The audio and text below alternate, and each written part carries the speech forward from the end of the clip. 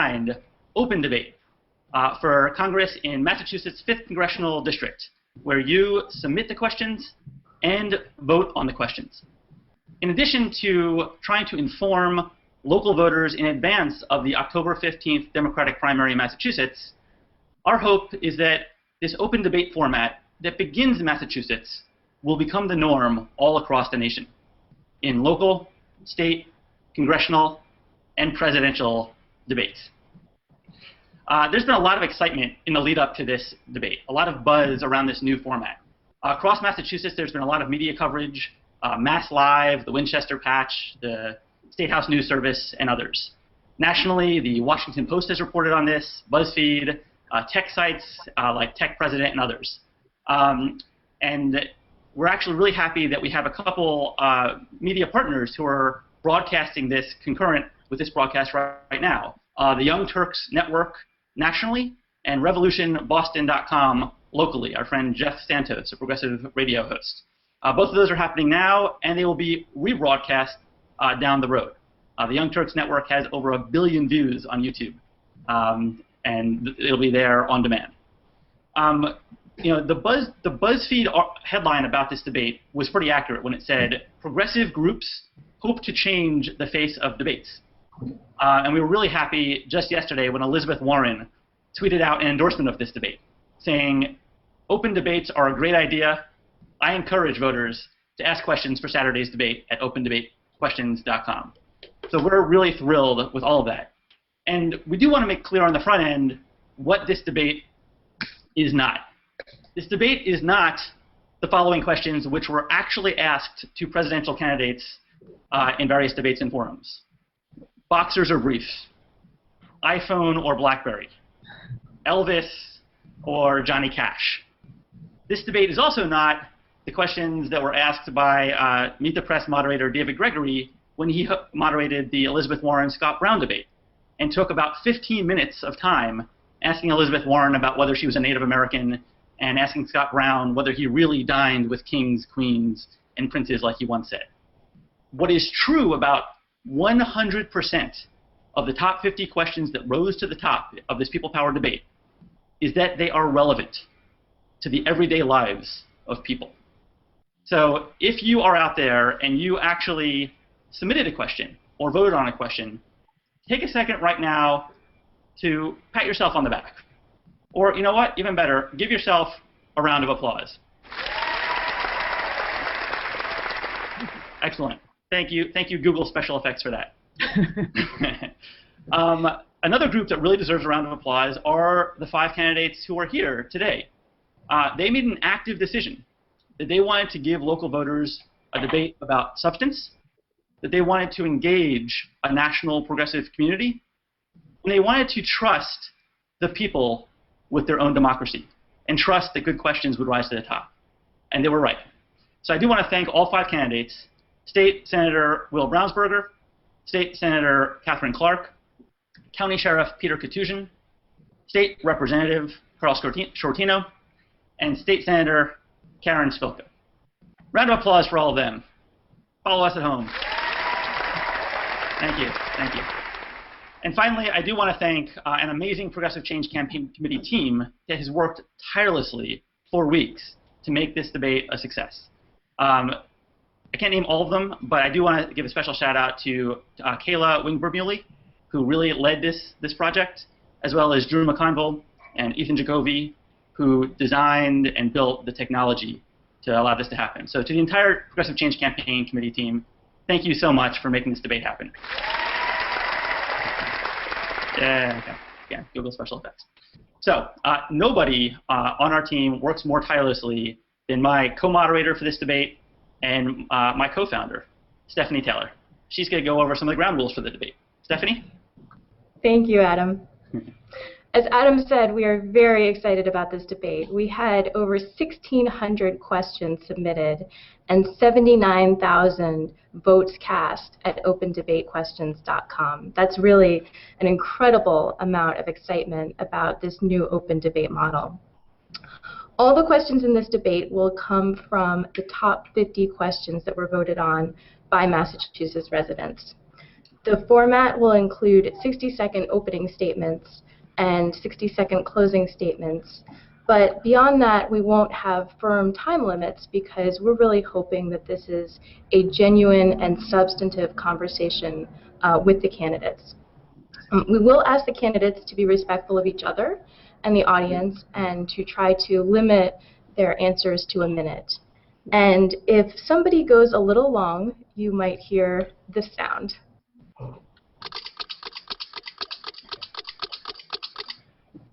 That is your cue to start wrapping things up. We do reserve the right to ask candidates to finish up and switch topics, and Adam and I may follow up some of the questions with some follow-up questions for the candidates. Our first question is a great segue to the opening statements. This question comes from Jean Benton in Waltham, Massachusetts, and will be read by Catherine Molina, who is another Massachusetts resident.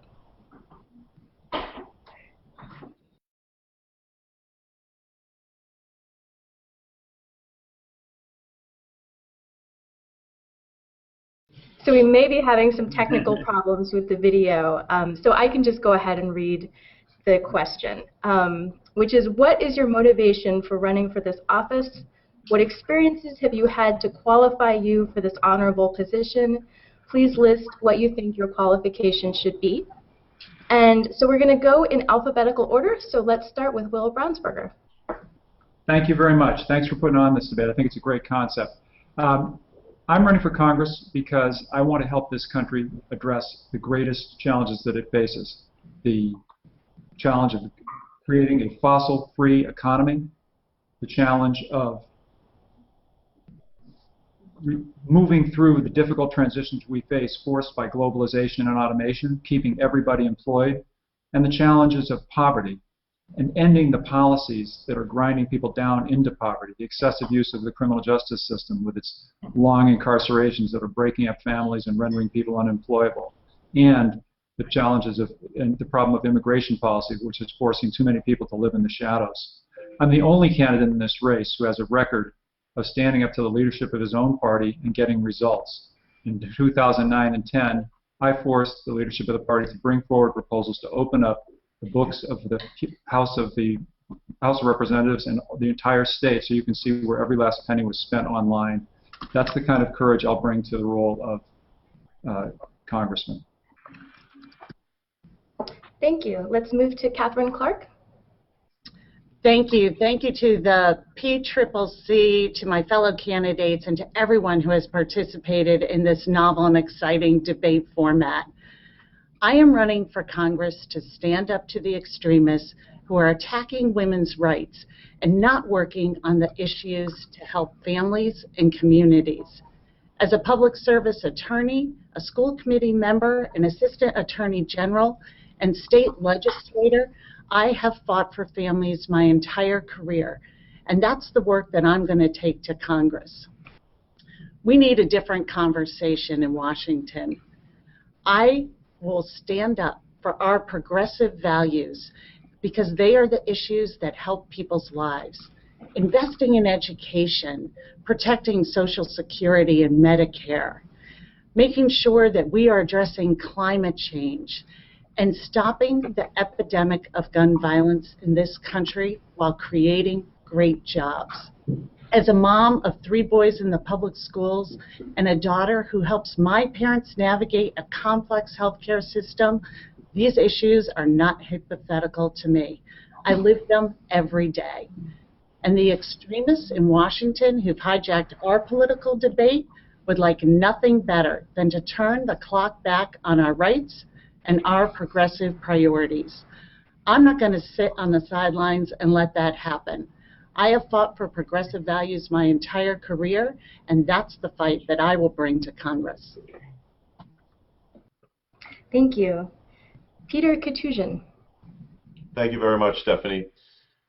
This nation is a land of immigrants, and the story of my family is no different. And I think it brings part of where I bring my perspective from is from this experience of my grandparents and great-grandparents. My Irish great-grandparents came to this country to seek opportunity, ended up cleaning rooms right beside the Golden Dome where I ended up. Their great-grandson ended up serving in the state legislature. My Armenian grandparents came to this country to seek refuge from a genocide. They settled in this home district of Waltham and raised their family right there. My parents, my mother was a teacher, and my father was a city clerk for over 30 years. They showed me the passion for public service, the passion that I have developed and continued to hold on to for my entire professional life. I was a prosecutor in Middlesex County for over 4 years. I was elected to the state legislature in 1997. I served 14 years there, serving on 3 different committees as chairman of Financial Services, Public Health, and Committee on Health Care. And then 3 years ago, I was appointed by Governor Deval Patrick as sheriff of Middlesex County and was successfully elected to that role just this last year as well. I believe that we need a strong and progressive voice in Washington to do the right thing when it comes to growing the economy and jobs, increasing our educational opportunities for future generations, protecting the environment, comprehensive immigration reform, practicing common sense reduction in gun violence, and to continue to fight for women's rights. I think it's also important that we focus on those very large issues, as I just mentioned, but the ones that appear on the top of the fold of the newspapers.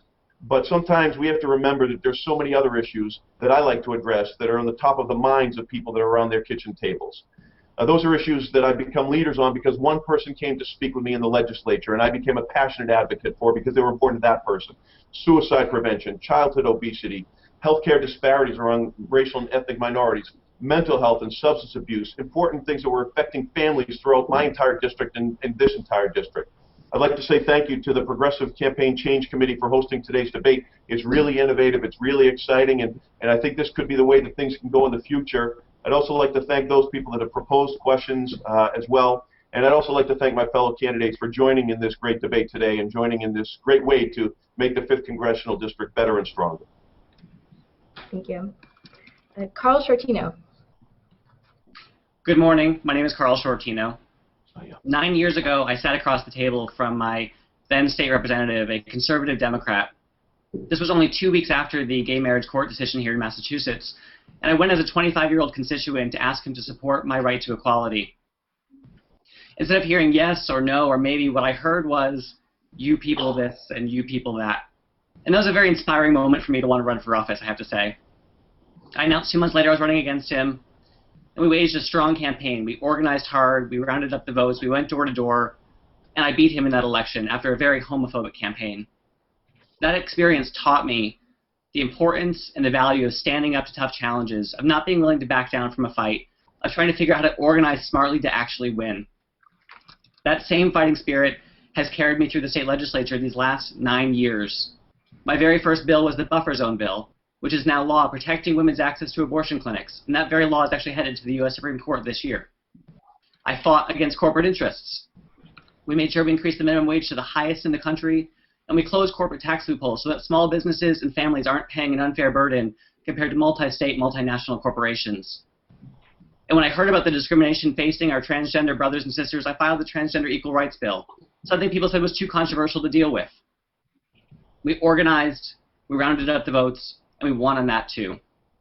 When I think about this district and what this district can offer the country, I know there are people in Washington with very different values from my own and from people in this community. We need a strong, consistent, progressive voice. A progressive leader who is not willing to back down, who is willing to fight, who's willing to organize smartly to actually make progress in the long term so we can make sure this country continues to head in the right direction. And I hope to earn your support this year. Thank you very much. Thank you. Karen Spilka. Thank you very much.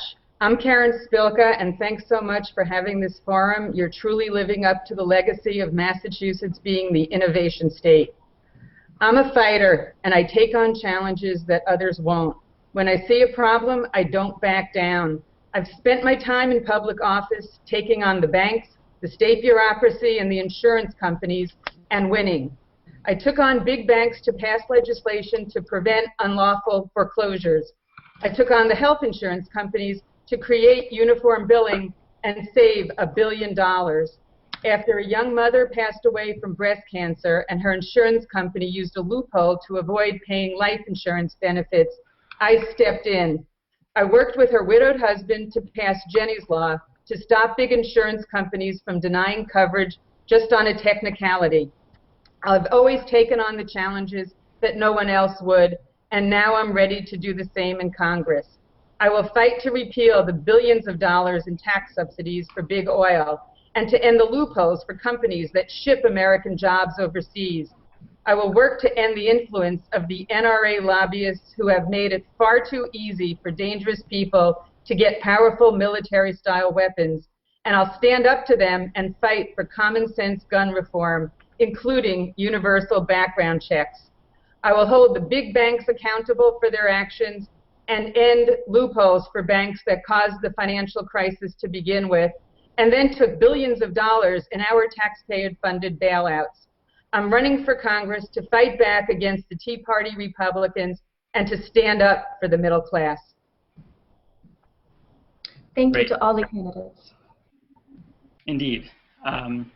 So we're now going to move on to our first question on the issues. This is actually submitted by Gail Schulman of Cambridge, Massachusetts. She wasn't able to record the video herself, so we have Richard Mammel from Minnesota, who was one of the people who voted for Gail's question. I think we're ready to go with that video. My name is Rick Mammel. I am speaking to you from Albert Lea, Minnesota, our home. And I am very interested in a question from Gail. My name is Rick Mammel. I am speaking to you from Albert Lea, Minnesota, our home.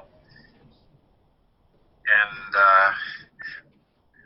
I am very interested in a question from Gail Schulman, in which she asks if you will pledge to oppose cuts to Social Security and Medicare benefits and sign on to expand these programs. My wife and I are entirely dependent on my Social Security benefits alone. We must have it in order to simply survive. Great. All right. And as with any first, we're getting a couple little glitches out of the way, but that was a great question. And just to let you know, Gail, who lives in Cambridge, she really regretted not being able to send us the video directly, but she wanted us to let folks know that she works at a Massachusetts clinic with mentally ill patients who she says receive just enough to live on, and that when her patients have a medical emergency, it's very challenging for them to pay their medicine. That's why she asked the question, will you pledge to oppose cuts to Social Security and Medicare benefits and sign on to expand these programs? Why don't we go first to Peter Katusian. Peter, want to take a stab at that? Thank you very much, and thank you, Rick, for reading off Gail's question as well. I will just say quite clearly right now, I will oppose any efforts to cut Social Security in any fashion. I believe as Democrats, we have to leave some room to be able to move and negotiate, but cutting the safety net for so many, whether it's Medicare or Social Security, is someplace I will not go. My parents are have Social Security income right now. They also have their pensions. If it weren't for their pensions, they simply couldn't make ends meet. Quite honestly, the average Social Security recipient receives $14,000. I'll also say that I disagree with the president on the idea of chaining CPI, because I believe in the end that will also cut benefits to those that need it most. We shouldn't be cutting from the neediest in order to make up in other places where we need to. We shouldn't ask them to bear the burden of this deficit reduction. That's something I would not do, and I would always support to even expand and grow that safety net. Great. Thank you, Sheriff Katusian. Why don't we go second to State Senator Catherine Clark. I will pledge not to cut Social Security and Medicare. I don't think that we should continue what we're seeing coming out of Washington, trying to balance our budget on the backs of our most vulnerable. We've made a promise that people who worked hard, put their money into Social Security, are going to be able to receive those benefits. And I know from watching my grandmother that that was her sole source of income, how vitally important it was to her. And when I was a volunteer insurance counselor with Mystic Valley Elder Services, I heard that story repeated over and over. We need to look at other places to be fiscally responsible, not on the backs of our seniors. Great. Thank you, Senator Clark. Why don't we hear next from State Rep Carl Shortino. Thank you. I am completely committed to blocking any cuts to Social Security and Medicare. And in fact, one of my very first acts in this very campaign was to sign as a citizen signer to the Grayson-Takano letter, the letter that pledges to block any cuts to Social Security, Medicare, and opposes change CPI. When I went to the PCCC and DFA rally here in Cambridge last week or 2 weeks ago, I also pledged my support to work towards an increase in benefits for Social Security. When I think about these programs, Democrats have always been on the right side. Since the very beginning with FDR creating these programs, the Democratic Party stood up for the needs of our elders, for our disabled, and help keep people out of poverty.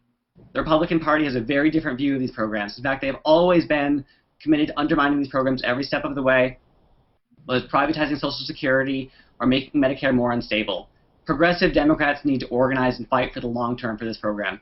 When I think about people in my own generation, most of my friends and peers think Social Security will be bankrupt before we retire. That is unacceptable. We have to make sure that Social Security is available not only for today's seniors and disabled individuals, but for another generation as well, and I'm committed to be a part of that fight. Thank you. Let's hear next from State Senator Karen Spilka. Thank you very much. I would absolutely pledge to fight any cuts to Social Security or Medicare benefits. I'll fight anyone who tries to change the programs. These are a commitment that we've made to our seniors and the most vulnerable populations. I started out as a social worker, and the way I view my legislating is to help people. It's an extension of doing social work. We're not there to hurt people. We're there to help people, and that's what cuts to Social Security or Medicare would do. It's outrageous that that some in the Congress are even thinking about cutting Social Security when we're continuing to give oil subsidies and tax cuts to companies that are shipping American jobs overseas. This is our core democratic value and our core democratic principle, and it should be sacrosanct, and I will fight anybody that would consider cutting it, and I will be against any change CPI, and I will work in light of the helping profession of even increasing benefits. This is where we should look for other cuts and add benefits to people that are really in need. Great, thank you. Finally, Will Brownsberger. Thank you. I agree with everybody who's come before me that we have to make a top priority to preserve the income security of seniors and the disabled and anybody who's in a disadvantaged position. I fully believe that today many people are dependent entirely on those benefits. Half of people heading to retirement have no savings other than their Social Security benefits to rely on. So we want to preserve income security for those seniors, and to preserve the integrity of the Social Security system. There's a range of things that people have discussed, including raising the level at which you keep paying towards if you're on the working population. So in effect, raising people's contributions to balance that out. I'm not someone who says we should pledge to never adjust anything, though. For example, President Obama made responsible efforts to control the cost of Medicare, and the Republicans went after him, calling that a cut. And I think there's a polarization that we're sort of playing into when we start making pledges like this. There's a primary going on someplace in some Republican state, I'm sure right now, where you have 5 Republicans promising they're never going to cut, they're never going to raise taxes in any way, shape, or form. And so if we make ourselves hard promises about where we're going, that's a guarantee for the gridlock that we're headed into. So we need to come forward, we need to come together and move forward as a country, and we need to do that in a responsible way, and we need to keep take a long view of how to make all the numbers add up. Great, thank you. So we're going to do a little bit of follow-up on this, just to make sure that we get to the essence of the question, and because this is really a top issue for so many voters and so many of our members. So first, I just want to put out there the difference between opposing a concept and promising to vote against any bill that has that concept. This is key. So any bill has pros and cons, right? And obviously you oppose the cons, but you can still oppose the cons of a bill and vote for the bill. And what a lot of people want to know is basically, with the Grayson-Takano push, that is basically people saying no matter what is in a grand bargain, Social Security and Medicare benefits and Medicaid are so sacrosanct that I will vote against any bill that cuts those benefits, not to be confused with Obamacare, which does not cut benefits but cuts some waste. So that's the key question, and I want to say that Alan Grayson actually joined our national membership on a conference call And he said, before doing this letter, he really thought hard about it because he does not make line-in-the-sand pledges very often. And he said, I asked myself tough questions. What if issues I care so much about, like ending the Afghanistan war, were tied up with a cut to Social Security benefits? Would I vote for that bill? What about other things like that? And at the end of the day, my conclusion was that so many millions of seniors depend on these benefits that no, I would oppose any deal that had cuts to Social Security, Medicare, Medicaid benefits.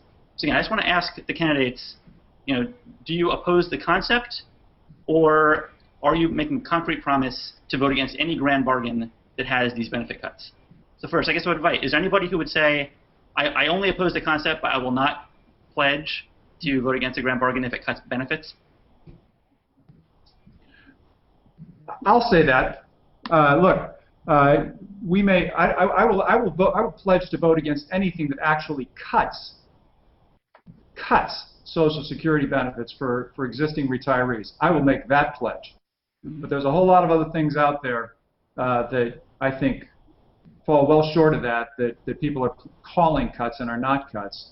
And so I think we have to keep a little bit more open mind to that and be a little more honest about what we have to do as we move forward. Great. Thanks for your honesty. And also, again, the key word is benefits, not cuts. So it's, there could be other cuts like negotiating prescription drug prices, which brings down the cost of Medicare by hundreds of billions of dollars. That's a savings and a cut, but it's not a benefit cut. So I just want to make sure that concept is clear and that what we're asking is clear. Any other candidates? Again, I just want to make sure people have the opportunity to make very clear to voters what you're saying when you say that you support Social Security. If I may. I will say something. This is Karen Spilka. I clearly do not take pledges lightly, and they will be made few and far between should I be so lucky to be elected to Congress. I will be on record right here and now. I will never vote for any bill that cuts Social Security, Medicare, or Medicaid benefits. Very simply put, I will never vote for a bill. I don't care what else is in it. I don't care what other the grand bargain supposedly is. I will never vote for a bill that has cuts in benefits. Great, thank you. I think Adam, if I can chime in as well, this is Peter Katujian. I want to be very clear. I call this one of the core values that at least I have in here that I would be unwilling to negotiate or compromise on. And there's only a few out there, really. There's only a few out there that you'd say I would never compromise on. Women's rights and a few others. This is one of those core values. I would always vote to and support any effort to ensure that benefits remain and even increase for those that are on Social Security and Medicare. Great. And just to be clear, I was recently endorsed by Congressman Takano on this very issue. He came to the Boston area and held a fundraiser for me and supported my campaign because one of the very first things I did as a new candidate was to take this pledge. And I think Democrats, progressive Democrats from this district need to be very, very clear that when we get to Washington, we will not back down on this question. Democrats need to be on the right side of this. And when we have a safe Democratic district like ours, we need to make sure we have somebody standing up in Washington and fighting for our values and not backing down. And I want to make it very clear. Change CPI is a cut to benefits. I don't think anyone is getting rich living off of Social Security. And as costs go up, we need to increase Social Security. And if we increase it less by change CPI, that is nothing more than a cut. And I think everyone in this race would be wise, given the national debate going on around Social Security, to sign on to the Grayson Takano letter to make it clear, adamantly clear, that we will defend Social Security at all costs.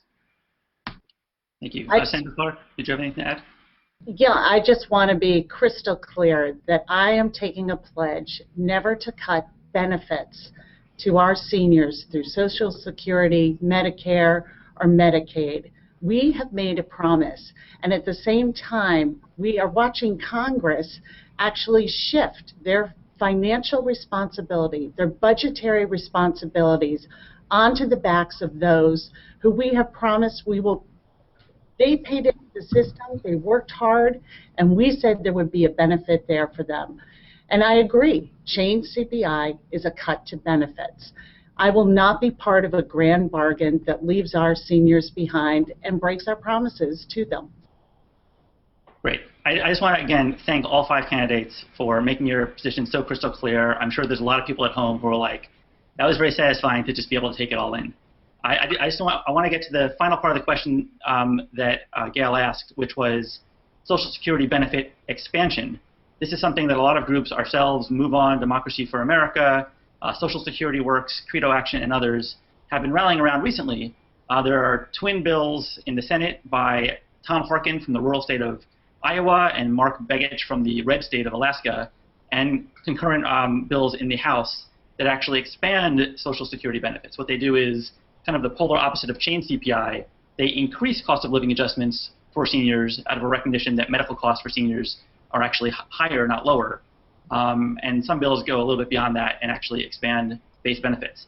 But the basic, political thinking is, if the only debate in America is between doing nothing and cutting benefits, chances are the best we'll get is nothing, and chances are we'll lose. Whereas there's millions of people who need benefit expansion. That's the theory, and I just want to ask you, have you thought about this issue? And today, is there anything you want to say about benefit expansion? Will? Honestly, no. Benefit expansion would be great. I don't think it's realistic to talk about that in the world we live in right now, and it's not something I'd say I'm going to go fight for because it's not something we can really do. And to my mind, I want to say I don't consider change CPI to be a cut in benefits. I want to be clear on that. I think my promise is not to cut benefits, but I think that again, people are trying to be very aggressive in what they want to call a cut in benefits, and that's not a place that I go in the same space. I think we need to work together and move forward as a country. I'm sorry, why is chain CPI not a cut in benefits? Because benefits keep going up. Got it. All right, anybody else want to add to the Social Security expansion question before we move to a different topic? Yes, I would like to. Karen Spilka. I believe that we should increase benefits. Seniors, disabled are getting bare bones benefits right now as inflation increases the cost of health care, living, prescriptions, everything. I have an idea, actually, to use. I did standardized coding and billing. I fought the insurance companies and got standardized coding and billing in Massachusetts, saving $1 billion. We should be doing that. I would fight to do that on a national level. If we saved $1 billion in Massachusetts, we could save hundreds of billions across the nation. Let's put that money towards an increase in benefits for our seniors, for our disabled, to help them live the lives as productively as they should be living and as they deserve to be living. Thank you, Karen. Anybody else? I'd just like to add that I also support looking at expanding Social Security benefits. Social Security is one of the very best programs we have to address low-income issues and to help pull people out of poverty and make sure that they are able to adjust to ever-increasing costs. It makes sense to me, just like the work I did to get one of the first COLA increases for our seniors in Massachusetts that happened in over a decade. We need to continue to keep up with the increased cost of living, and one of the best ways to do that is to look at expanding these programs and the benefits they offer. Okay, we're about to move to a new topic, but before we do Peter or Carl have anything to add to this? If I may, we have records in the state legislature, and if we're going to talk about the importance of protecting retirement security, we don't need to look much farther than the debates we've had in the state legislature in the last few years for public employee unions. In fact, we had a very challenging debate where Democrats here in Massachusetts, after Scott Walker did what he did in Wisconsin, cutting public benefits for pensions for public employees, we had Democrats right here in this race and in this state legislature that voted to cut the pension benefits and increase the retirement age for our pensioners. I opposed that. I was one of the few Democrats that stood up to leadership, and I made sure that I defended the right of our public employees to have the pensions that they were promised when they started working, when they paid into the system. So when I think about the Social Security promise we've made to our seniors and to another generation, I think we need to make sure that we're not just saying the right thing during elections, but we're actually walking the walk and talking the talk when it comes to our votes. And I'm committed to always voting to protect Social Security and to increase its benefits. Adam, if I could just add in very briefly, we're giving big oil tax breaks, and we're putting it on the backs of our elderly and disabled, and that's just something that is wrong. I would very much be interested in growing those benefits. As I said, my parents are on Social Security. It's not a lot, but without that small check, their lives would be devastated right now, and as are the lives of so many others. The average recipient is only $14,000 a year. You can't make it buying $14,000 a year. I would be very interested in being able to expand some of those benefits if it were appropriate. Great, thank you all. I think Stephanie's going to take the next round. I am. So we're going to move to a different topic, which is the high cost of education. And this next question on student loans was asked by Astrid Dodds of Cambridge and will be read by a special guest, MSNBC host Steve Kornacki. Hi, this is Steve Kornacki from MSNBC, also a former resident of the 5th Congressional District. And I'm going to ask a question for Astrid Dodds, who's from Cambridge, Mass. She says, do you support Senator Warren's approach to U.S. government loans to college students, including, among other things, the principle the U.S. government should not be making money off the college student loan program?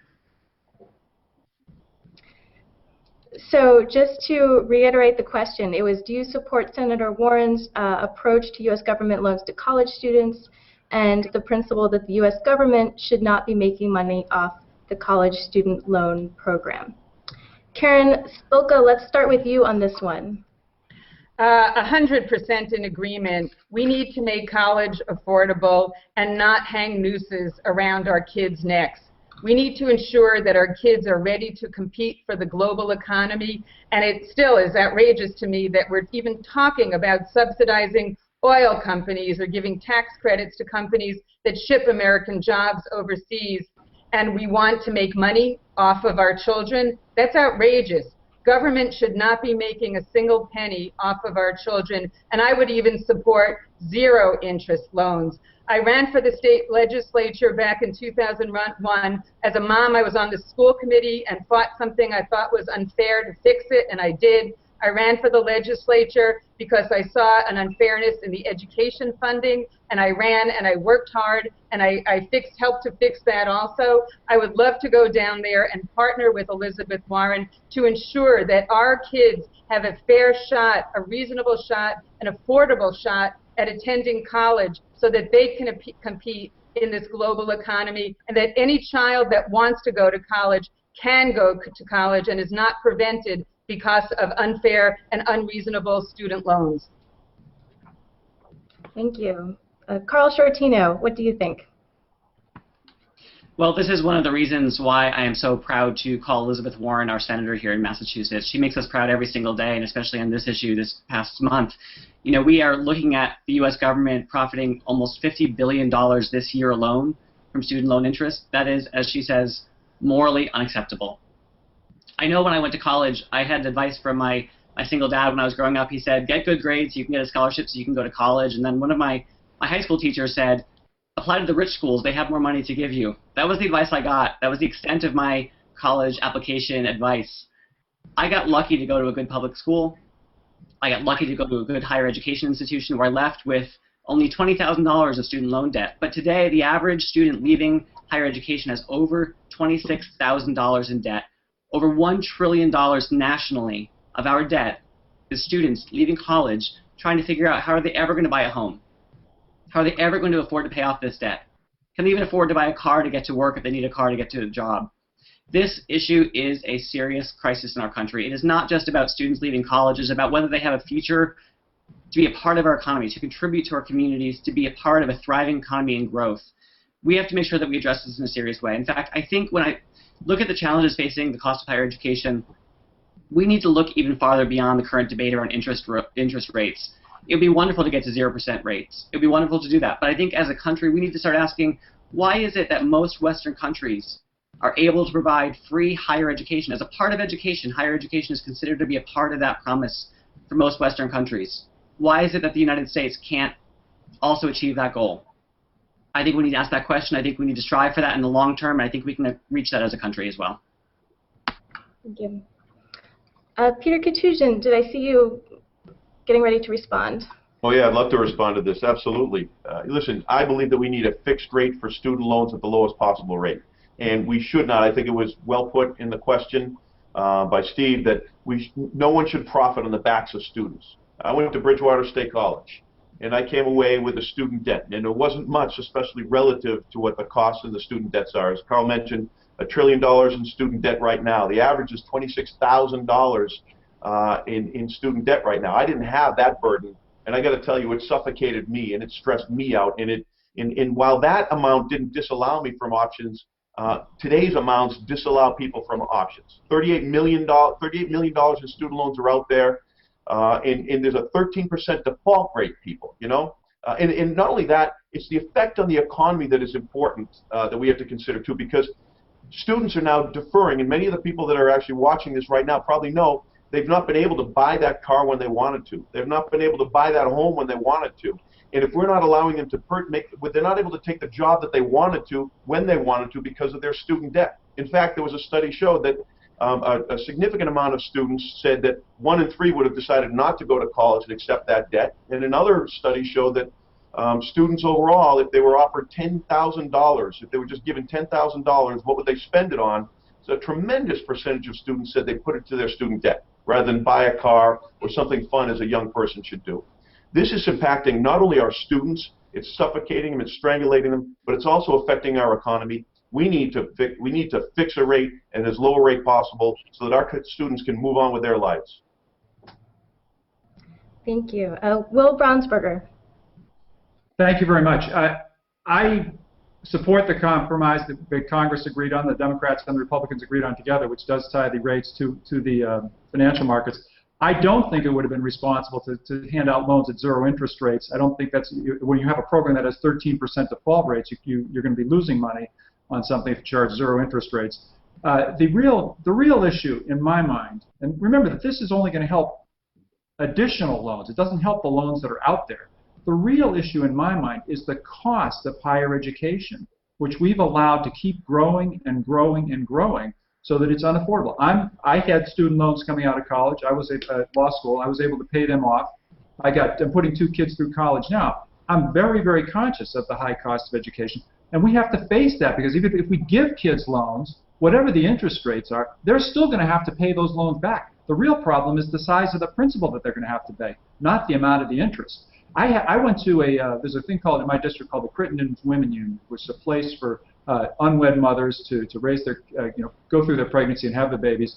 And they had a program, a GED program. So these kids are just getting their high school diploma. A lot of these kids, the director said, 1/3 to half of these kids already had loans from some kind of educational program. So we are throwing money at kids. They're taking it, and they're getting degrees or parts of degrees that they're not able to use. That's the problem.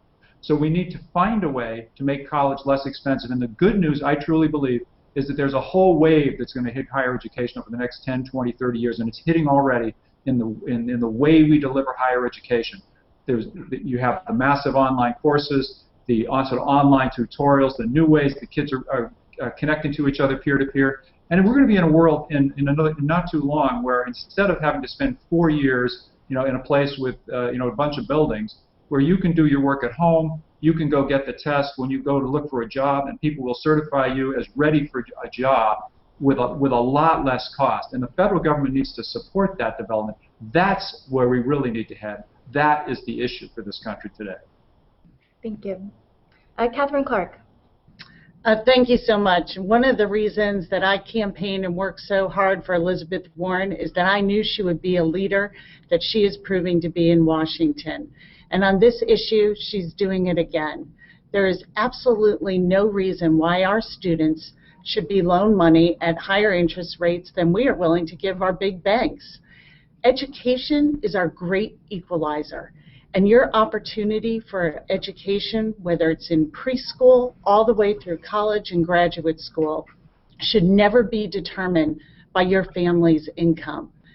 And this is why we need to look at both things. How we are making college affordable as a fundamental way of looking at the costs of delivering a college education, and also in making sure that we have that student loans at very reasonable low interest rates that are available to large financial institutions to allow families to be part of that American dream and to never deny an educational opportunity because of a family's income.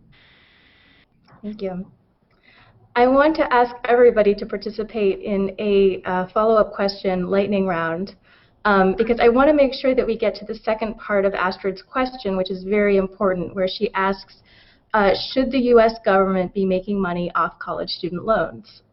It's a question of principle, and it's a question that's obviously technically important too. So I'd like everybody to answer either yes or no. And again, the question is, should the U.S. government be making money off college student loans? And everybody should just... Who said that? No, that was Catherine Clark. Great. And this is Carl. Absolutely not. Karen Absolutely Spilka, not. absolutely not. This is Peter Katusian. I agree with Senator Warren. Absolutely not. Will Brownsberger, absolutely not. But I don't agree with Senator Warren on the economics of this. If you have a program in which 13% of the people are not paying the loans back, you have to charge some interest to cover those default rates. That's basic economics. I don't think. And would anyone like to respond to that? Go ahead.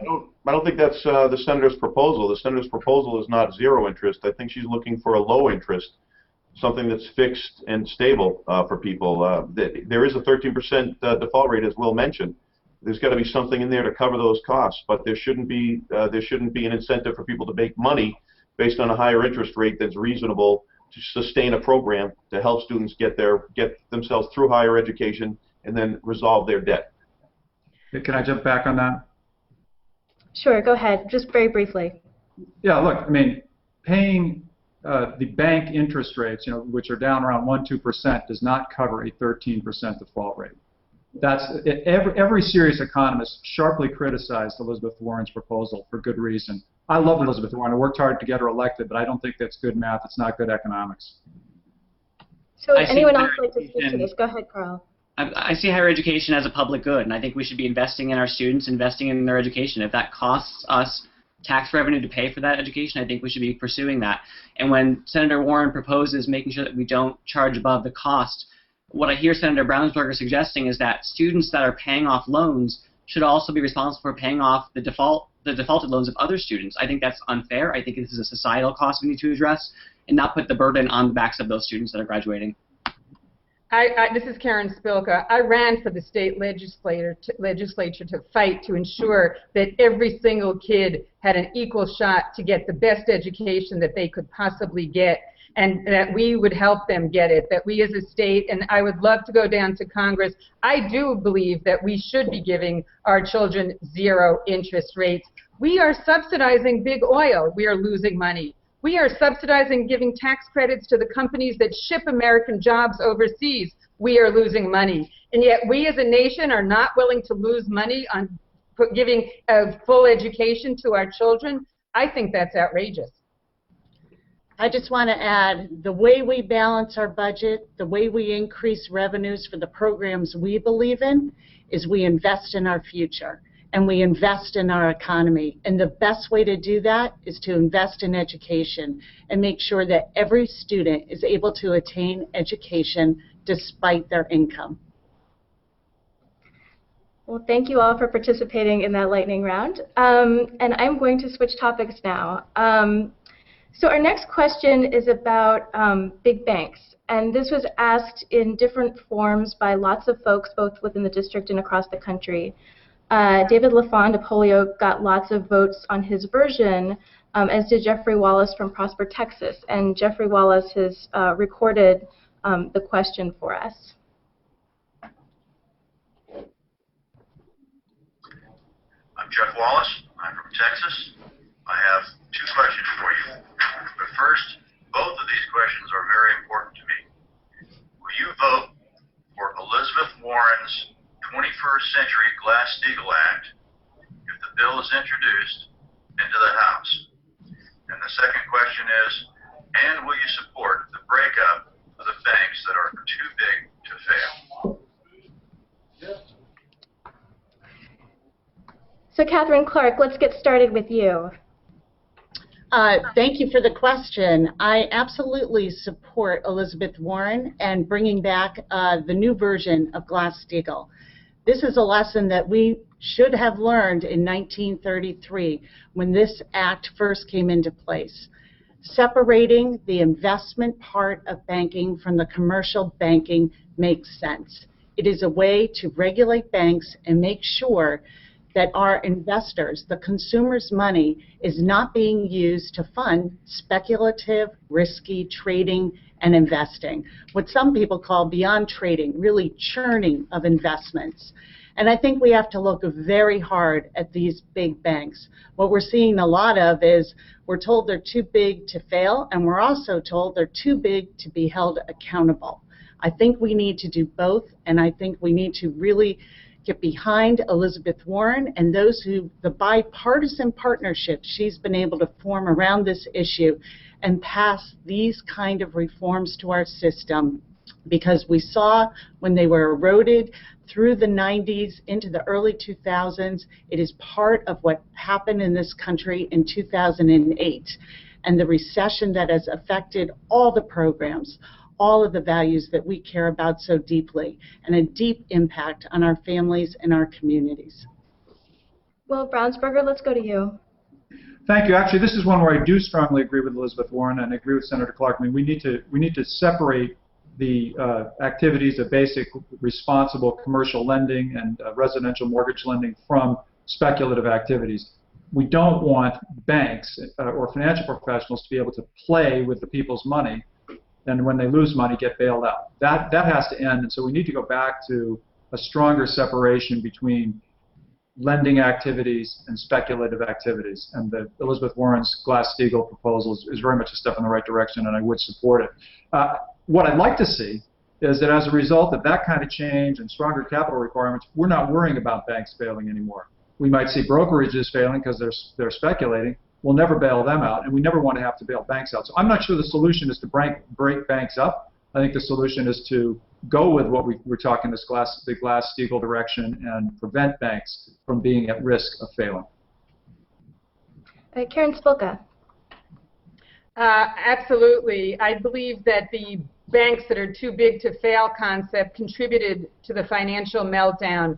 I would love to go down to Washington to work with Elizabeth Warren. We do need to restore that firewall so that people's hard-earned money, working families' money that is put supposedly in a secure bank is not so big that it could fail. It's amazing to me, people as diverse as Liz Warren and John McCain support this common sense solution. I think that people who put their money in banks, we owe a duty, almost a fiduciary duty, to help protect that money. And so I do believe that no bank should be that big that we believe that it's too big to fail, that we need to bail out. We should break up the banks. We should have that firewall. And the question was, if it was, would I support it? And if it's filed in Congress, would I support it? I would love to go down to Congress and file that bill in the House and be a champion working with Elizabeth Warren to pass a new Glass-Steagall, 2013 Glass-Steagall. Thank you, Karen. Peter Katouzian. Thank you, Stephanie, and thank you very much to David and Jeffrey for that question. I was the chairman of the Committee on Financial Services when I was in the state legislature, and these were the very things we watched out for in Massachusetts. And if you'll take note, it was the national banks, those banks that consider themselves too big to fail, who were the problem here. I really have to commend Senator Warren and her leadership and her ability to reach across the aisle. It was mentioned that John McCain is a co-sponsor. This is something that goes across the party aisles here, and I think it's really important. We need to take the riskier activities of these banks out of their portfolio so that they're not tempted to try to gamble with our money, sometimes our own insured monies, FDIC monies, in order to make a profit for themselves. The fact is, I'd even like to go further, because I think Senator Warren is really important when she spoke about the fact that we're kind of letting off the banks on Wall Street, and they're not playing by the same rules as the small business owners on Main Street. I'm a former prosecutor, and I got to be honest with you, I find it very troubling that we're not prosecuting, or at least investigating in a more serious fashion, those big banks and their leadership, yet we're prosecuting the lower level of employees who executed these failed policies. And finally, Carl Shortino. I also support the 21st Century Glass-Steagall Act. I think this is a really fundamental question about how we see the role of government in our society. Mitt Romney, when he was running for president, talked about the 47%, the takers. And I think what we know in this community, in this district, the biggest takers, the biggest consumers of public resources in recent years have been the banks, the very banks that we had to bail out because they were too big to fail, and we had to figure out how to deal with that. When Dodd-Frank was passed and we thought we had dealt with too big to fail, I think we have more work to do. Clearly, this spring we heard the Attorney General talk about how some banks are still too big to prosecute. Too big to fail means too big to jail, he said, essentially. We clearly have more work to do to make sure that our government is protecting the interests of everyday families and small businesses, so that when we put money into a bank or when we take out a mortgage on a home, our money is secure and our financial system is secure. And we cannot see a repeat of what happened in 2008. We should have learned our lessons, but frankly, I think when we all saw George Bush get elected, we knew that was coming. We knew his interest in the role of government was very different from our own, and we knew Democrats needed to stand up and fight for our values, and I will commit to continue that fight and support Glass-Steagall. Thank you. I believe Adam has an important follow-up related question to this. Well, this comes from one of our members, and I think a couple of the candidates actually just alluded to it. So why don't we just go to the videotape? I'm Lauren Driscoll. I'm from Massachusetts, and I'm vitally interested in the democracy movement in this country. I think we have lost it. So I would ask all of you the question, why have bankers not been prosecuted for their wrongdoing? All right, so if folks couldn't hear, Maureen from Massachusetts asked, why have bankers not been prosecuted for their wrongdoing? So there's kind of a why question there, and probably implied, what do you think should be done?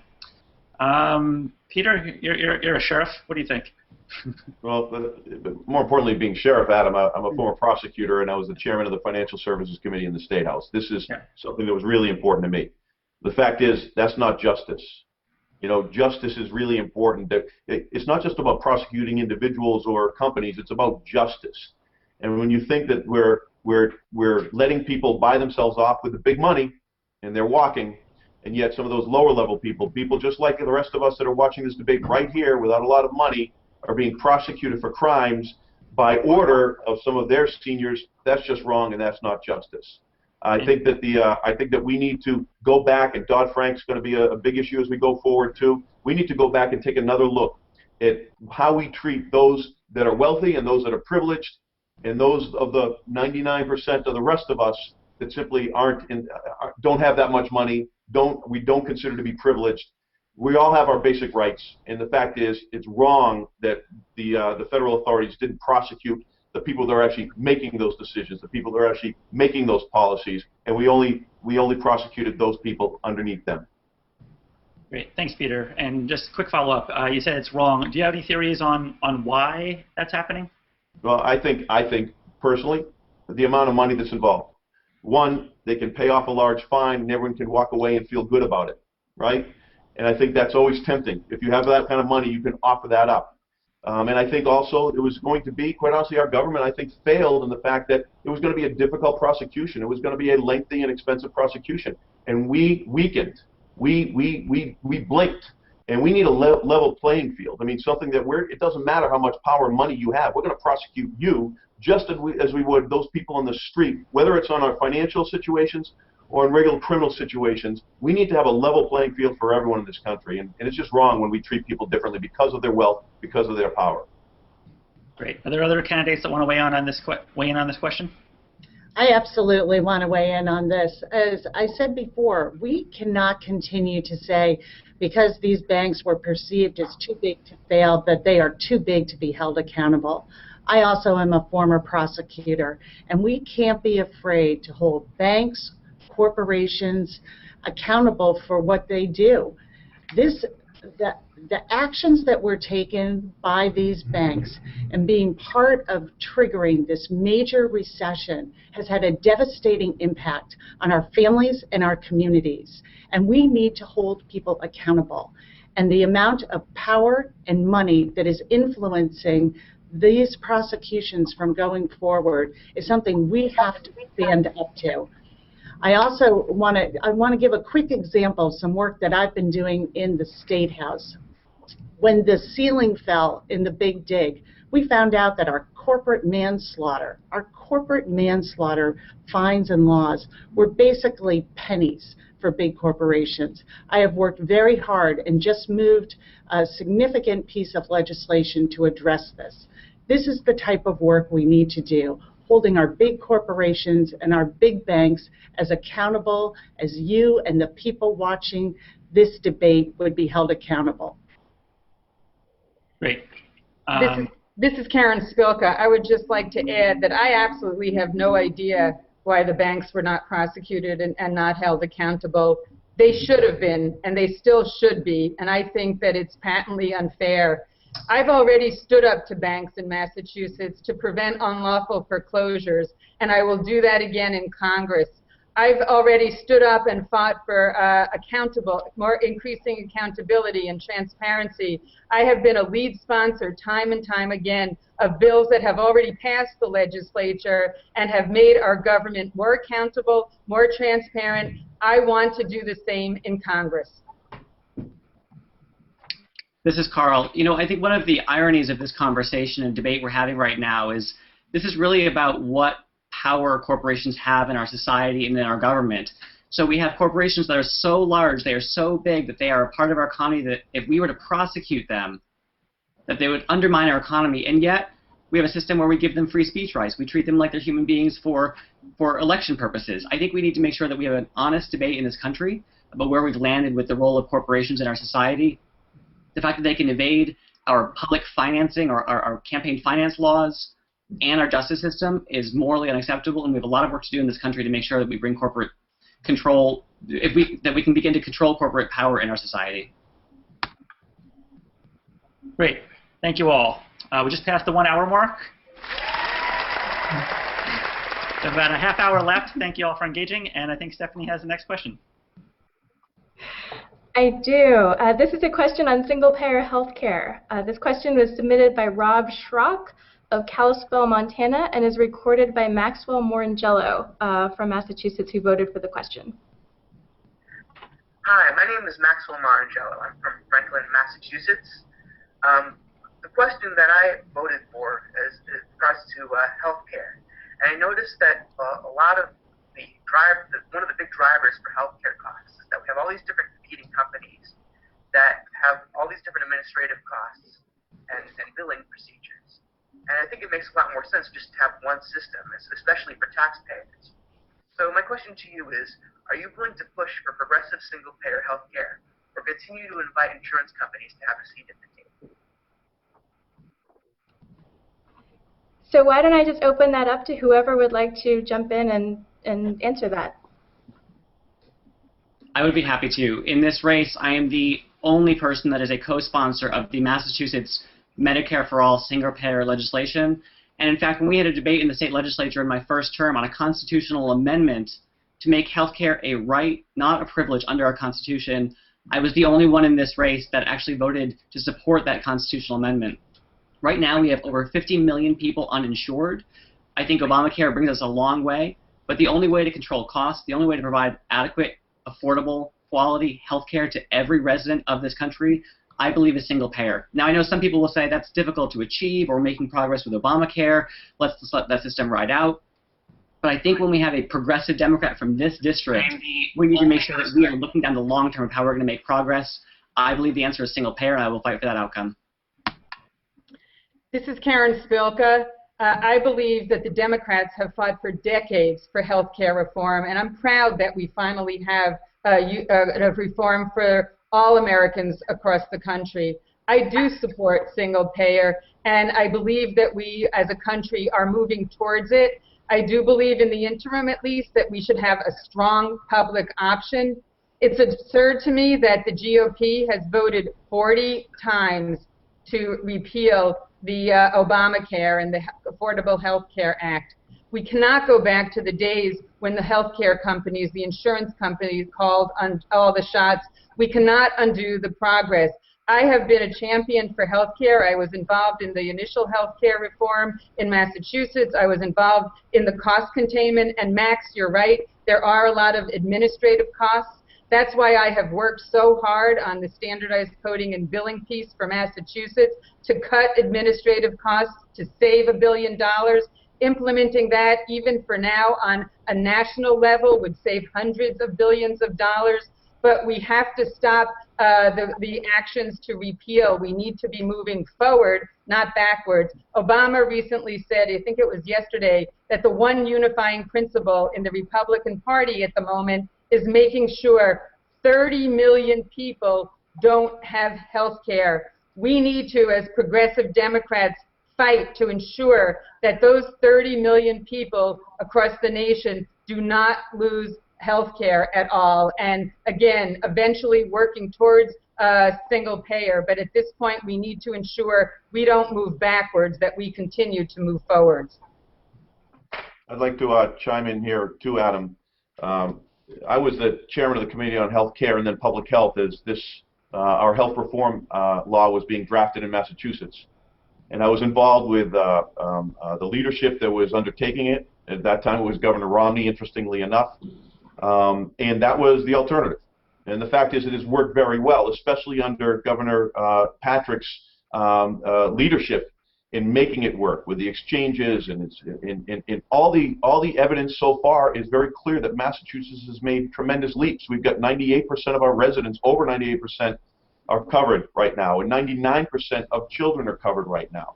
As it's being rolled out across the country, we have to remember this was also Ted Kennedy's. Ted Kennedy was deeply involved in having the Affordable Care Act, passed, and is totally embraced by President Obama.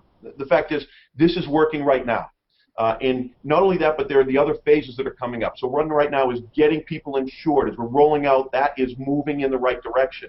But what also is happening is that the insurance rates are coming down and the costs are coming down. Governor Patrick passed a second portion to the Health Reform Act to bring costs down, to contain costs. That was a huge part of what single payer is about.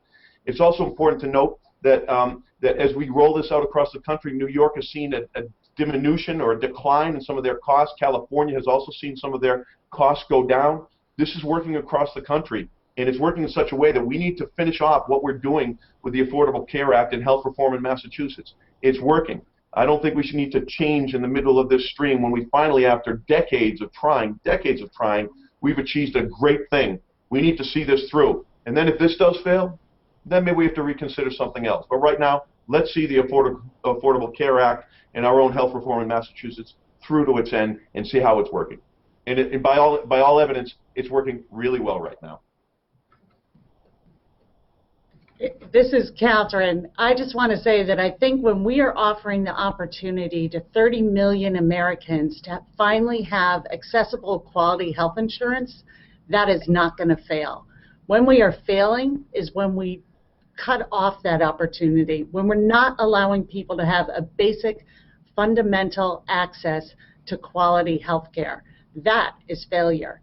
I think that we are now on a path where we can move from the Affordable Care Act and Obamacare to a robust public option and on our way to single payer. It will take time. It will be difficult. It will call for major adjustments in our economy, in our insurance sector, in the way we do business in healthcare.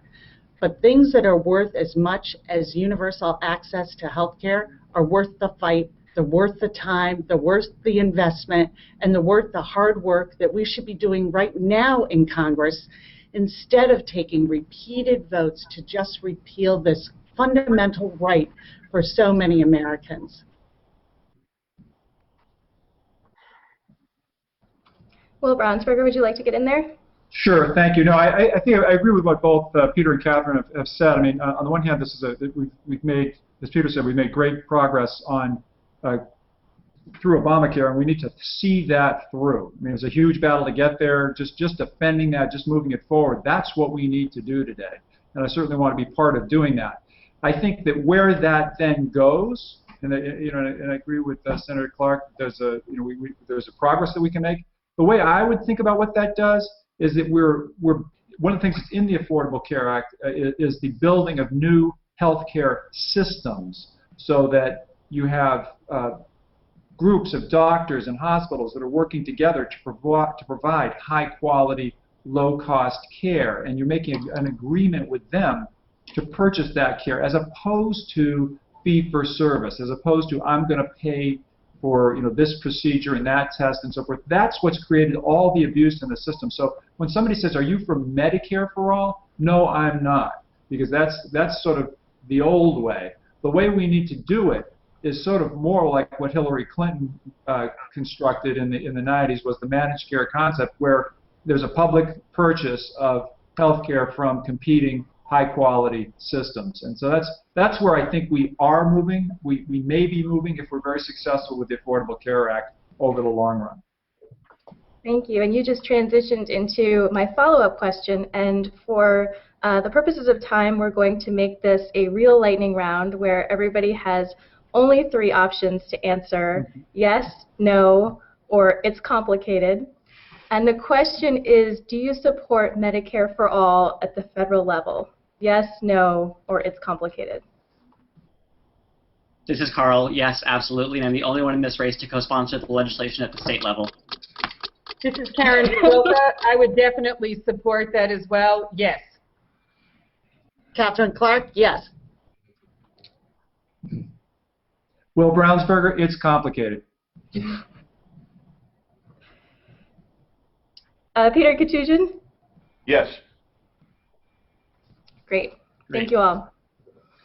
So the candidates might be wondering, folks at home might be wondering, with over 1,600 questions asked, with over 79,000 votes cast, what was the #1 question that rose to the top?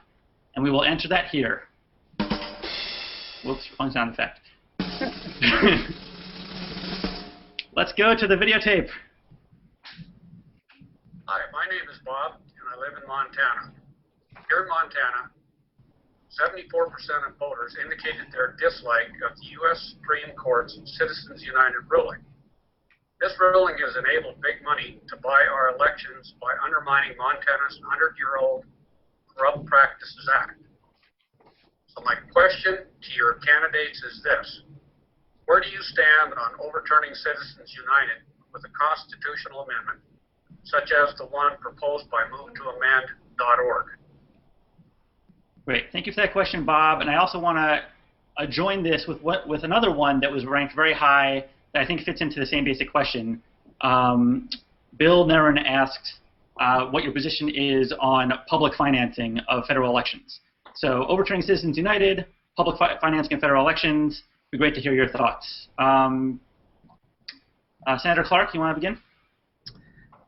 Thank you, and thank you for the question. I think that Citizens United and overturning it by constitutional amendment has to be one of our highest priorities.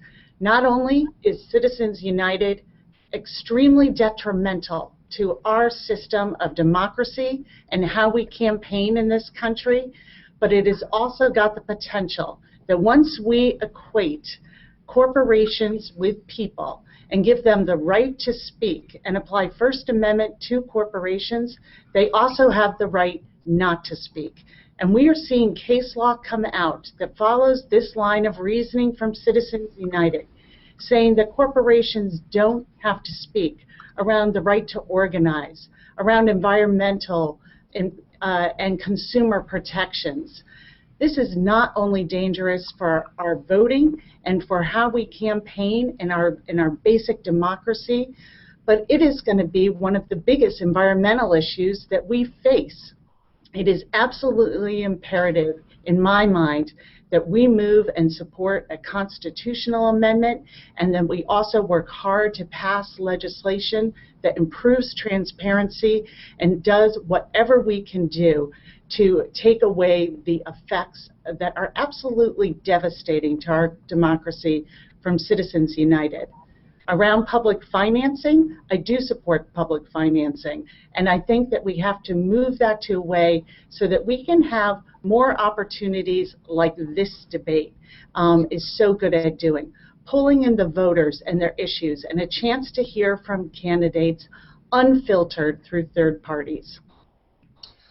Great. Thank you, Senator Clark. Who else wants to take a stab at this one? I'm Karen Spilka. I would love to answer. The two top issues when I first go down there that I would consider fighting really hard for would be fighting sequestration, and then the second one is overturning Citizens United. Corporations have an outsized influence in these election processes. Billionaires are trying to buy elections. We don't want Karl Rove and the Koch brothers influencing us in Massachusetts or any other state election. The special interests have far too much power in Washington, and I'm running to fight those special interests. I support overturning Citizens United 100%. I support the Fair Elections Now Act and the public financing. I think all of my colleagues in this race would agree after getting involved in this race, there is a better way. There has to be a better way to finance elections like this. Public financing is the best shot. I would sign on to all of the Democratic bills. I would join our Democratic delegation to fight against it, and I would build pressure for an amendment. Great. Thank you so much. Anybody else want to go on this one? This is Carl. I'd be happy to. All right, let's go with Carl, then Peter. Thank you. Well, I am adamantly opposed to the Citizens United decision. Does anyone really think in our democracy that corporations don't have enough influence or have enough power? I certainly don't. When that decision came out, it was clearly a wake-up call for our country to make sure that we protect our democracy. You know, when I think about the challenges we face as a country, in the next decade, if we want to be able to make progress on climate change, on increasing the minimum wage, on protecting women's equality or LGBT equality or so many other important issues to our country's future, the Citizens United decision has the potential to do serious damage to our democracy. When I think about how difficult the redistricting process already is in this country and how for such small change a corporate interest can come into a state legislature after the next redistricting, after the next census, and affect the drawings of redistricting in the next round, we will have more districts in control of the Tea Party in corporate interests' hands unless we do something in this decade to make sure that we undo the damage. I support the move to amend constitutional amendment, which says essentially two things. Number one, corporations are not people, that the Congress has the right to regulate corporations. And number two, that corporate money in the context of elections is not the same as speech. We have to protect our rights as citizens in this country and fight against corporate interests. And that was exactly what I will do in supporting this constitutional amendment. In fact, I was recently endorsed by People for the American Way, one of the partner organizations working on the move to amend constitutional amendment, and I'm looking forward to working on that amendment in Congress with your support. Great. Peter? Thank you. I absolutely support a constitutional amendment to overturn Citizens United. I think it's a terrible decision. The fact is, our Constitution doesn't say we the corporations, it says we the people. Corporations are not people, as Carl had said. Big oil has enough influence as it is, and I think as Karen kind of rightfully pointed out, we spend too much time kind of raising money in order to reach out to people, and with this unlimited, undocumented, non-transparent money flowing into races, it can actually have the effect of diluting a voter's ability to make an informed decision. I agree with Justice Stevens in his dissent. It was a 5-4 decision. And it was one of the stronger dissents that comes out of these types of decisions from the Supreme Court. And it was, I wouldn't say unprecedented, but it was fairly unprecedented how strong this was. I think we need to get rid of this unlimited, non-transparent monies out there because, simply put, the money has too much influence as it is. And where we limit contributions and expenditures by so many other organizations and as individuals, we're allowing big companies and big corporations to have unlimited expenditures, and no one has to know about it. It's just wrong, and it's something that's very wrong with politics. And quite honestly, I supported and voted for clean elections while in the State House back in 1997 or 1998. I'd support a comprehensive reform to deal with the horrible impact of Citizens United. And by the way, I want to say one other thing too. Will started a process where I think all 5 of us have now signed on to the People's Pledge, and so I wanted to congratulate Will for kind of bringing that on, and I think it was we all worked together on it, so it wasn't like anyone had a problem with it, but I just want to say thank you to Will for beginning that process as well. Will, would you like to accept his thank you? I'll accept the thank you. I appreciate that. So just to go I happen to see this issue differently than the other candidates. I mean, number one, I view that the biggest problem in money, when we talk about money in politics, is the insider contributions, the PAC contributions, the lobbyist contributions that have been going on for decades and have marinated many legislators in special interest insider money. And that affects those direct contributions, affect legislators more directly because they're capable of buying their cars on their campaign accounts, using their cell phones and so forth on their campaign accounts, augmenting their lifestyle using their campaign accounts. Those are the most dangerous money to become dependent on. I'm the only candidate in this race who's made it taken a firm personal policy of not accepting PAC or lobbyist money. And you can look at people's own track record in fundraising, how they approach the issue. So you have to look at the deeds, not the words. Second, I'm absolutely in favor, and this is what we need to do in Congress, of ending secret money in politics. There is nothing in Citizens United which limits the power of Congress to end secret money in politics. It's on Congress, not the Supreme Court, to force disclosure. Lastly, well, I'll come back to you in a second round, but I do support the Citizens United case. Let me just, may I just finish this thought, Adam? Go for it. On the Citizens United, all of our civil liberties have downsides. It would make a lot easier for the police to arrest criminals if we didn't give criminals rights. And in the same way, that would affect our protection. In the same way, if we sweep away the protections of the First Amendment because we want to shut up the Koch brothers, and I'd love to shut up the Koch brothers and these other wealthy individuals making contributions in campaigns, if we sweep away those protections, we're also going to sweep away the things that protect corporations like Planned Parenthood, the Sierra Club, and other organizations which would be endangered if there were a Republican administration in power. So I think as progressives, we have to be a lot more careful what we ask for. Okay. Bring down to our last couple questions here. Stephanie, go for it. Okay. We're going to speed things up a little bit because there's important stuff left to do and less than 10 minutes to do it in. So we have a very important question on the environment from Mary Gilbert of Arlington, Massachusetts. My name is Mary Gilbert. I'm retired. I'm 71 years old. I live in Arlington, Massachusetts. The question I'm going to ask is important to me because I would really like to think that the human race can continue and all the other species that are on the earth, and I'm afraid that what we're doing may be undoing the life support systems on this planet. Here's my question. Do you understand the serious threat of climate disruption? Will you work hard to fend off global warming? So just to repeat the question very briefly, do you understand the serious threat of climate disruption, and will you work hard to fend off global warming? And I'm going to ask all the candidates to try and keep your responses very brief and treat this as a lightning round, and to try and keep your responses at about 15 seconds. I'll jump in. This is Will Brownsberger. Addressing the problem of climate change has been a top legislative priority for me. I led in the passage of the Global Warming Solutions Act in 2008. It's been a top personal priority for me, and how I've got one of the most energy efficient houses in New England, cover of Home Energy magazine. It will be a top legislative priority for me, the top legislative for me as a legislator in Congress, to address the problem of climate change, because I do believe we need to get to a fossil-free future. It's a huge transition we need to achieve.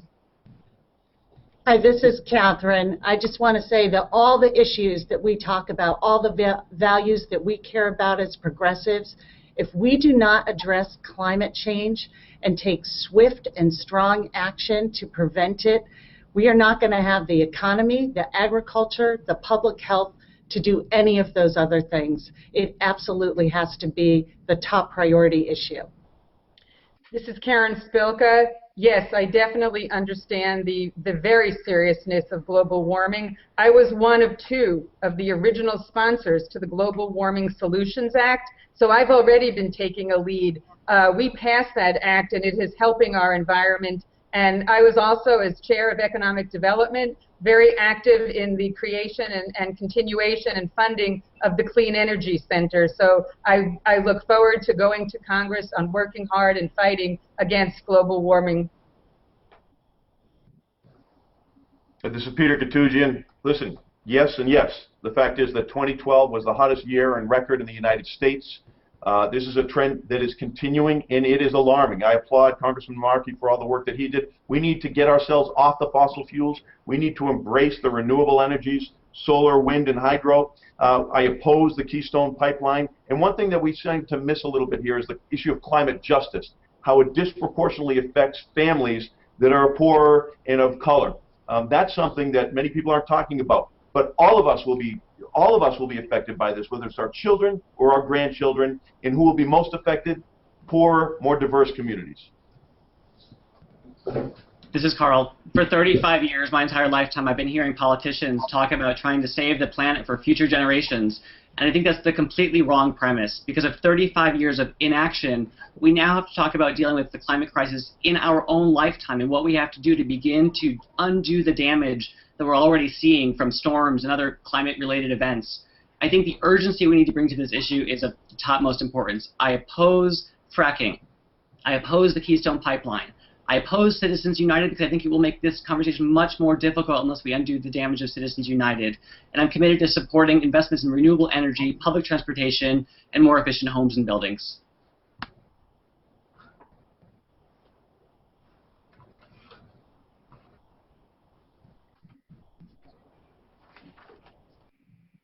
Great. Okay. Well, thank you very much to everybody for keeping within the requested allotments of time. And let me turn it back over to Adam now. I think we just have one last question through video, and then we'll go to closing statements. Let's run the videotape.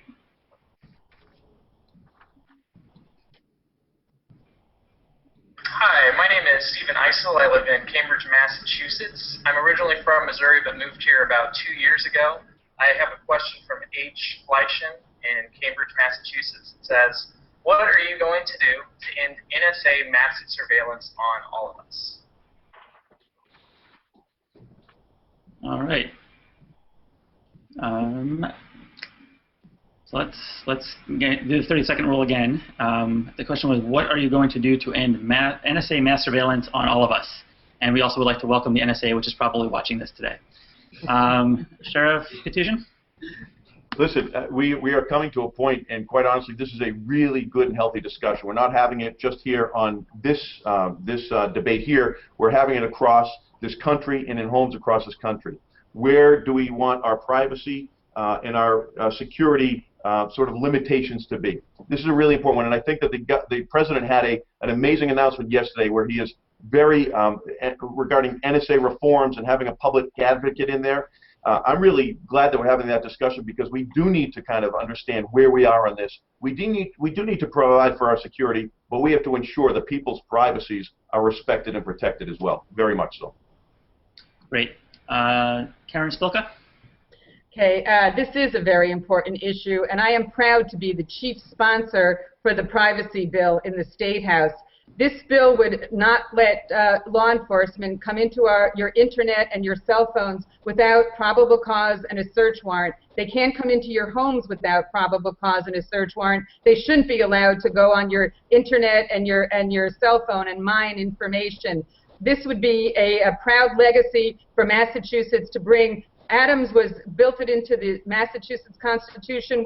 It's in the U.S. Constitution. We should ensure that the NSA also does not have the capability to mine tons and tons of information without probable cause and a search warrant. I'm fighting for this in Massachusetts. I want to fight in the Congress. Great, thank you. Will Brownsberger?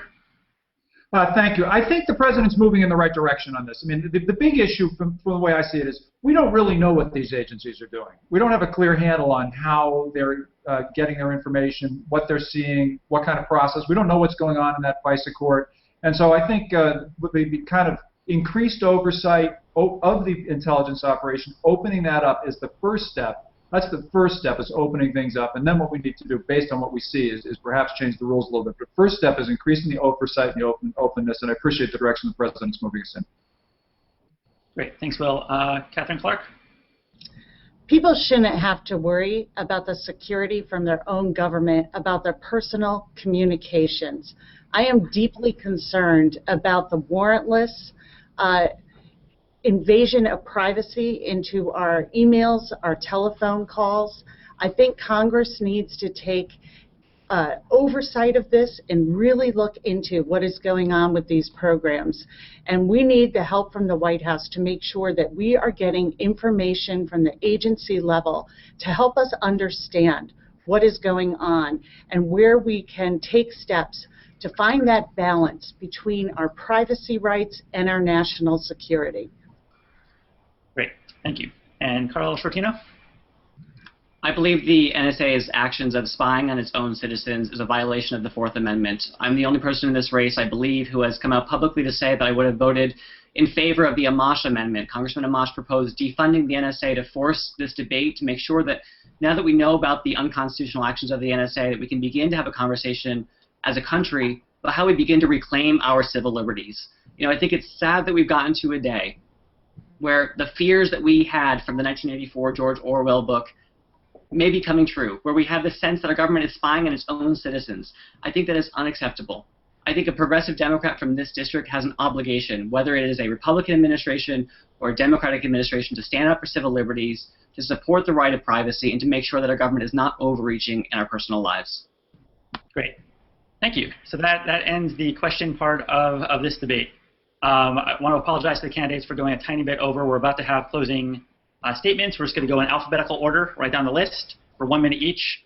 While you collect your thoughts, I again want to thank the thousands of people who submitted questions and voted on questions. I found this a very substantive debate. I really appreciate everybody who gave us the gravitas, the substance behind this debate. So again, thank you very much. I also want to be sure to thank, again, the Young Turks and Jeff Santos, revolutionradionetwork.com. I messed up that website before. So again, one more time, revolutionradionetwork.com for live casting this right now and for rebroadcasting it later. We're going to make sure that as many people in Massachusetts 5 see this debate as possible so they are as informed as possible going into October 15th. And now we will go to closing statements. So first up, State Senator Will Brownsberger. Thank you very much, Adam, and thank you to all the viewers who put together the questions, everybody who participated. I want to salute my colleagues, all of whom, in this race, all of whom are honest, hardworking public servants who are in it for the right reason. I think the citizens of the 5th District have a great choice before them. I'd like to suggest that I'm the candidate who has got the courage to go against the grain when we need to challenge my party's leadership when it's not on the right track. I've got a record of doing that. I urge you to look at the record of all the candidates. I'd urge you to take a look at my website, wb4congress.com, wb4congress.com. And by the way, from that website, you can access all the websites of all the other candidates. My commitment to transparency is second to none. And if you have questions, additional questions about what we discussed today, I encourage you to give me a call. My cell phone's right on the website. Love to hear from you. And I'd also encourage you to weigh in on the website, which is a two-way website. Again, I want to thank the progressives for putting this together, and thank you all for participating. All right. So people across the nation, call Will Brownsberger's cell phone right away. Next up, 617-771-8274. Tweet it, log it, whatever you want with it. Next up, State Senator Catherine Clark. Thank you so much for the opportunity to participate in this debate today. It's really hard to believe that in 2013, the extremists in Washington are attacking a women's right to choose. They're denying climate change. They're breaking the promises to our seniors. And they are failing to pass common sense gun violence prevention measures. We cannot, and we absolutely can do better than accept this as our new way of operating in Congress. I have fought my entire career for progressive values, for women's rights, and to help the lives of families and our communities. You know where I stand, and you can count on me to have the courage to stand up in Congress to the extremists and what they want our country to look like. I thank you for the opportunity to be here, for your attention, and for the passion that I saw from across the country, never mind across Massachusetts, for these progressive values. I ask for your support, and I ask for your vote on October 15th. Great. Thank you, Senator Clark. Thank you. Next up, Peter Katusian. Thank you very much, Adam and Stephanie, and all the people that ask questions. As Catherine mentioned, it's really fascinating that there should be people outside of the 5th Congressional District that are asking questions. And quite honestly, that's appropriate, because the decisions we make in the 5th Congressional District, whoever that congressman may be, and I hope it's me, will be affecting people throughout the United States and is really not just limited to our own district right here. I'd like to thank the Progressive Change Campaign Committee and my fellow candidates for participating. I think you've been able to discern some differences in our positions, and I think that's really important. I'm asking for your vote because I believe that the issues facing our district are the big ones that we talked about today, and many others, including the right to women for reproductive rights and fair wage and so many other issues, gun violence and others.